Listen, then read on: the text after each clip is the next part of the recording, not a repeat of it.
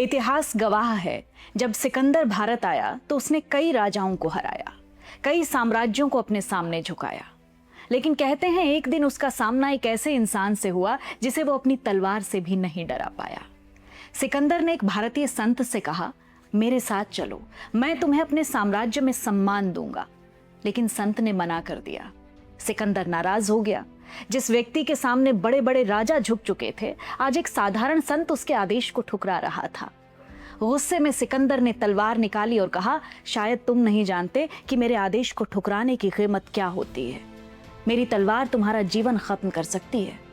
संत बोले, राजा, तुम मुझे मृत्यु का भय दिखाकर डराने की भूल कर रहे हो। मैंने जीवन को समझ लिया है। मेरे लिए यह शरीर वैसा ही है जैसे भोजन करने के बाद खाली थाली। जिस भोजन का स्वाद मैं ले चुका हूं, अगर कोई मेरी खाली थाली छीन भी ले तो मुझे क्या फर्क पड़ेगा। संत ने आगे कहा, अगर तुम तलवार चलाओगे तो एक साथ दो सिर जमीन पर गिरेंगे।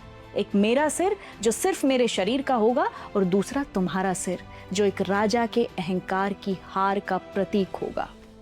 क्योंकि जिस संत को तुम तलवार से डराना चाहते हो, वो मृत्यु से आगे निकल चुका है।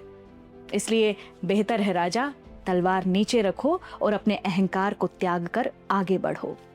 कहते हैं सिकंदर उस संत के शब्दों के सामने झुक गया। उसने माफी मांगी और वो आगे बढ़ गया। सच यही है कि जिस इंसान ने जीवन का अर्थ समझ लिया, उसे मृत्यु का डर नहीं रहता। असली जीत उस पल होती है जब इंसान अपने भीतर के भय और अहंकार को जीत लेता है।